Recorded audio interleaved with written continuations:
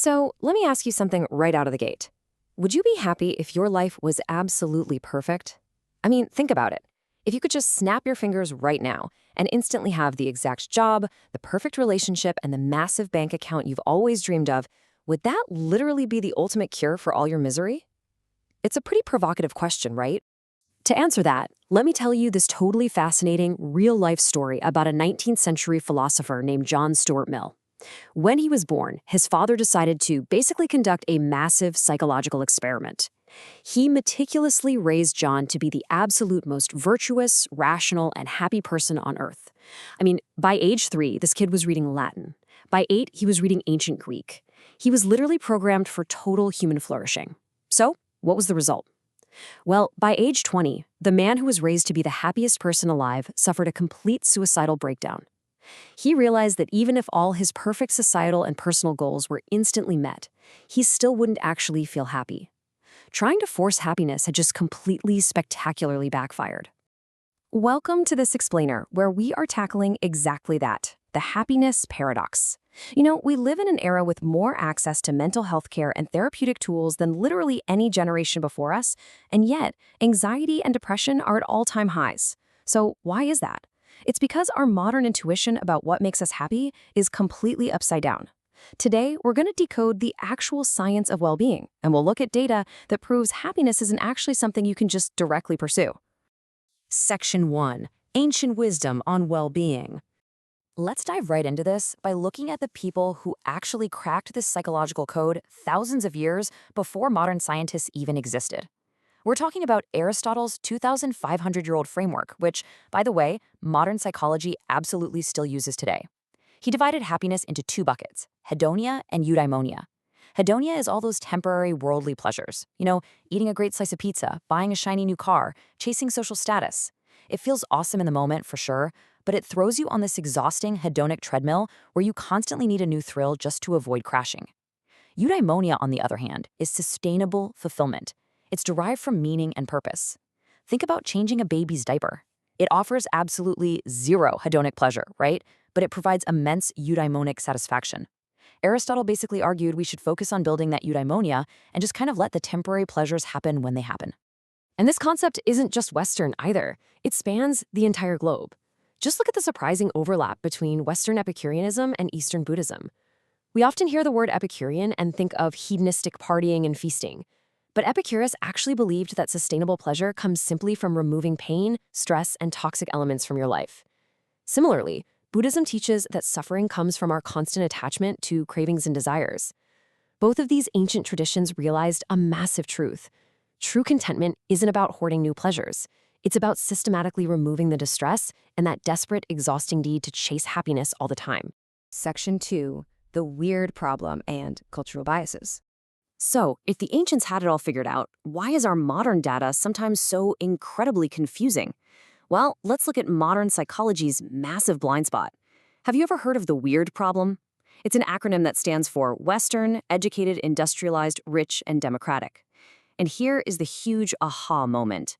Roughly 90% of the studies done in the social sciences, including all the science on happiness, have been conducted on this specific demographic.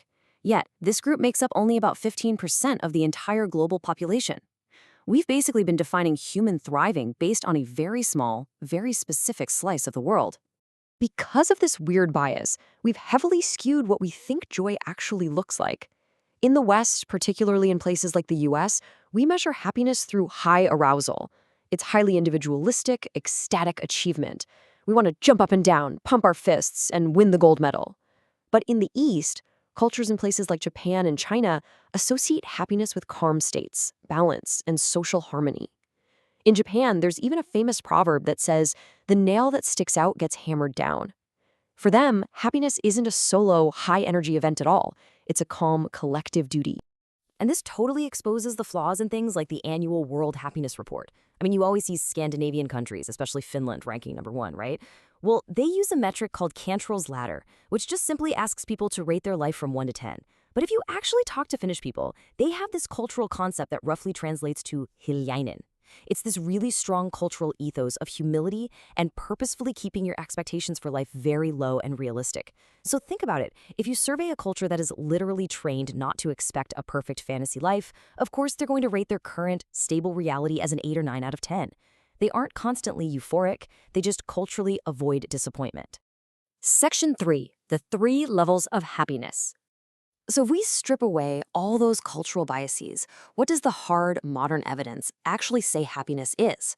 Well, modern science divides our well-being into 3 distinct components. Step 1 is affect. This is your moment-to-moment feeling, the daily volatility. It changes in minutes. You watch a good movie, you feel great, you stub your toe, you feel terrible. Step 2 is life satisfaction. This is a much longer-term perspective, measured in months or years. It's when you step back and say, yeah, you know what, I'm pretty proud of what I've accomplished. And finally, step 3 is meaning and purpose. This is your existential significance, measured in decades. This is by far the most durable layer. If you have deep purpose, you can actually endure terrible daily affect, like the struggles of raising a really difficult child, because that profound meaning completely eclipses the temporary stress. Harvard psychologist Dan Gilbert has a fascinating theory regarding this, which he calls the psychological immune system. Basically, as human beings, we naturally rubber band back to a baseline happiness of roughly 7 out of 10. Win the lottery? You're a 10 for a bit, sure, but then you adapt. You buy a new house, you get jealous of your new rich neighbor's even bigger pool, and boom, you're right back to a 7. Lose your job? You're a 3, but eventually you adapt, you find a new routine, and you drift back to a 7. And here's the crazy part. Being a 7 out of 10 is actually an evolutionary advantage. It means you're satisfied enough not to just give up, but just dissatisfied enough to keep striving for better things. Section 4. Debunking common happiness myths. Keeping that 7 out of 10 baseline in mind, let's aggressively dismantle some of the most common consumer-driven goals we are fed about what will actually fix our lives. First step, money. Does it buy happiness? Well, a massive 2023 study by Nobel laureate Daniel Kahneman finally brought some real nuance to this. They actually found 3 distinct groups of people. For the naturally unhappy cohort, money increases their mood up to about 100 grand, and then absolutely nothing changes. They just stay miserable. For the vast majority of us in the average cohort, money hits really steep diminishing returns once basic middle-class needs are met. But interestingly, there is a perpetually happy cohort where joy actually scales indefinitely with wealth. But the data shows that largely depends on their baseline mindset, not the cash itself. So the absolutely crucial point here is summarized perfectly by this quote. Money doesn't buy happiness, it buys away unhappiness. Once you cross that basic middle-class threshold, the true value of wealth isn't the shiny new Lamborghini. It's simply the removal of daily frictions. It's not waking up worrying about a sudden medical bill or stressing over a missed flight. It buys you peace of mind by systematically removing the negatives. Now, here is a slightly surprising yet completely fascinating data point. What does this number, $35,000, represent here? Well, research shows that for the average person, increasing the frequency of physical intimacy in your relationship from monthly to weekly provides the exact same boost to your happiness levels as getting a $15,000 to $50,000 raise at your job. So, instead of constantly grinding for that massive corporate promotion, you might just want to focus a little bit more on your personal life. But what about the whole illusion of fame and extreme beauty? We absolutely idolize celebrities, right? But the data shows fame often breeds severe paranoia and a total loss of privacy. You literally never know who is watching or judging you. True, healthy status is built locally, among your actual peers and your community, not from anonymous internet strangers. And as for physical attractiveness, yes, beautiful people do get a slight happiness boost, but that's really only because of the halo effect, which is where society unconsciously treats them better, assuming they are smarter and kinder. But the downside?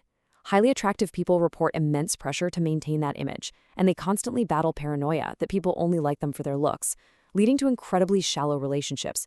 Okay, what about just packing up and moving to a sunny beach in California?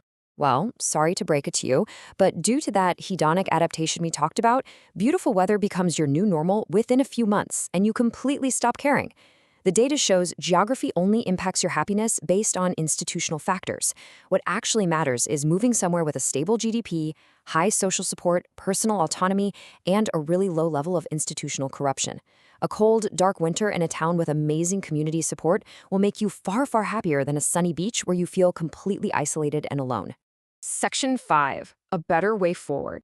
So, if money, fame, looks, and a sunny beach aren't the magic bullets, how do we actually construct a fulfilling life? Well, the core lesson of the science of well-being is that modern society builds happiness completely upside down. The flawed path tells us to chase short-term affect, like the quick dopamine hit of an impulse purchase, hoping it magically leads to long-term life satisfaction and eventually, maybe, some sense of meaning. But the sustainable path completely reverses this. You must establish a foundation of meaning first. You build a structure that can weather life's inevitable storms. From that deeply rooted meaning, you gain enduring life satisfaction. And from that stable satisfaction, you can truly, genuinely enjoy those fleeting daily moments of positive affect without being desperately dependent on them to keep you going. The ultimate takeaway from all this research is that happiness literally cannot be caught by chasing it. It is merely a byproduct of doing something else that matters. So I'm going to leave you with this final, vital question. If you stop trying to force yourself to be happy, what meaningful struggle will you choose to dedicate your life to instead? Figure that out, and the happiness, well, it'll follow all on its own.